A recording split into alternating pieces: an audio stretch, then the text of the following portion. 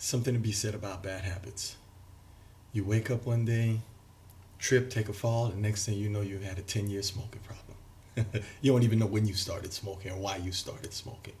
You just know that you have this vice that you've been holding on to for so long. You have this bad habit. And bad habits can span from a lot of different things. Smoking is just a small example. Watching too much TV, smoking too much weed, doing things that just are not productive to you as a human being and not productive to the world. That's what I consider a bad habit. You could dabble every now and then, you know what I'm saying? But for it to be something that's hindering you from living a positive and a fruitful life, that's what I consider to be a bad habit. I think bad habits are something that people just grasp onto and just sort of get so quickly, and it spirals out of control because bad habits, the payoff, the reward is instant. When you take that drag out of that cigarette, it's instant. When you take the toke out of the weed, it's instant. When you hop on Instagram and you start arguing with folks that you don't even know, it's an instant gratification. It makes you feel a certain way instantly. With good habits, it's not necessarily so. Let's say you want to join the gym, it hurts. It hurts. You know, it's work, and you have to constantly remind yourself to get up and go to the gym. The reward is not instant when you go to the gym. And more often than not, you've been going that good habit of going to the gym, you've been doing it so long and you don't even realize, like, oh snap, I got abs now, because the reward is instant. You know, you don't get the reward right away with going to the gym and doing that sort of commitment, or let's say waking up at 5 in the morning just to get your day started. Sounds crazy, but you get a lot done waking up that early in the morning. That's a good habit. Waking up at 11, not so much so. That's not a good habit. The day's halfway through, but it's easier to get up at 11. You feel well rested. 5, it's work. And you don't realize when you wake up at 5 in the morning, 6 months into it, a year into it, how much you've been getting done and how close you've been getting to your goals and how many goals you've actually been getting. You've been killing and crushing those goals because you started creating these good habits for yourself and started throwing the bad habits to the wayside. Let the bad habits drift away. But, you know, I think there's a thing with people that we notice and that come off as if they have a ton of good habits. And it's like, man, this person's crushing it and they're doing so well for themselves. And how do they do that?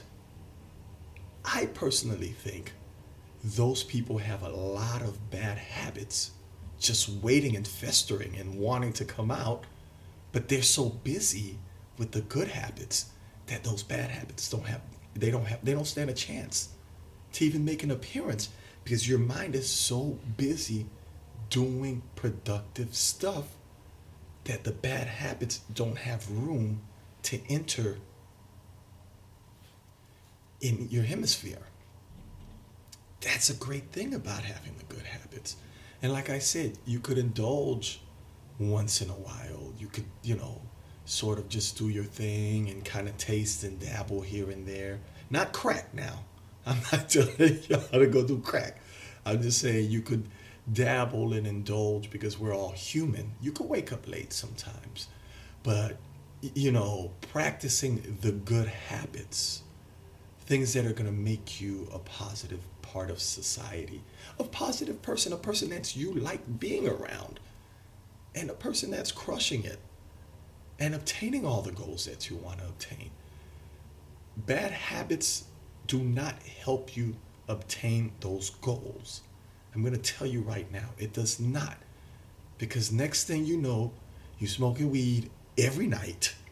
You're watching, you don't watch all 30 episodes of The Walking Dead, all 30 seasons of The Walking Dead. You done ate all the baby snacks, no more Oreos in the fridge, and you haven't done anything.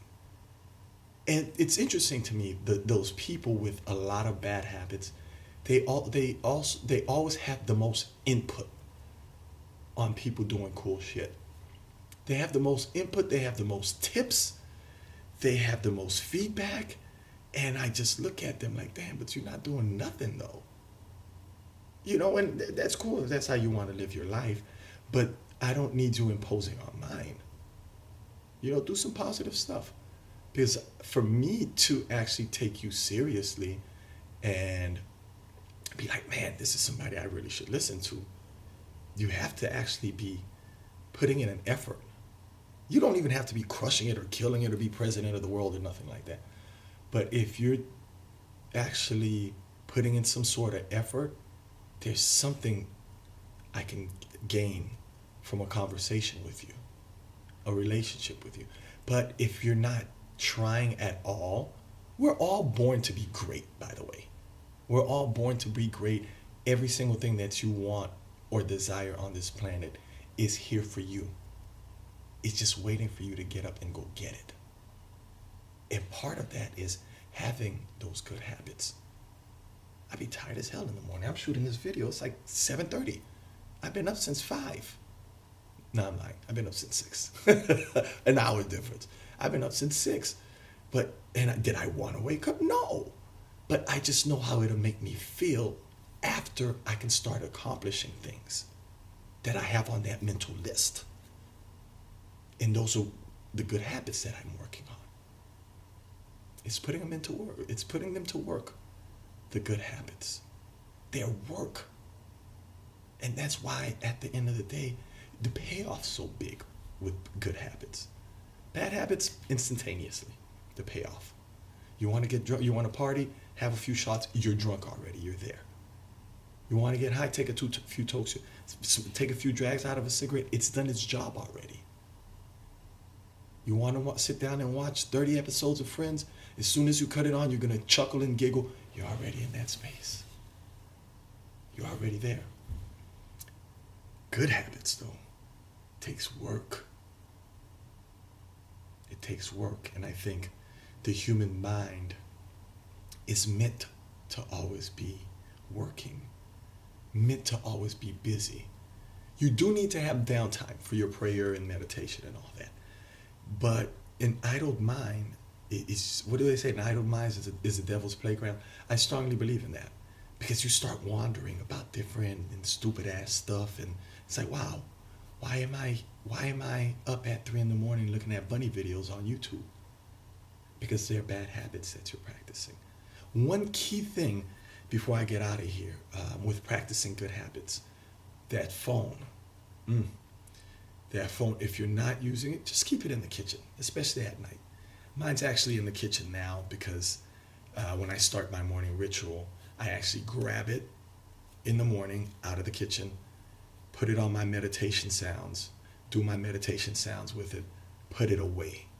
Because I know if it's on me, if it's around me, if it's in my pocket, if it's right in front of me, I'm going to grab it, take a look at it, and next thing you know, I'm looking at the bunny videos too.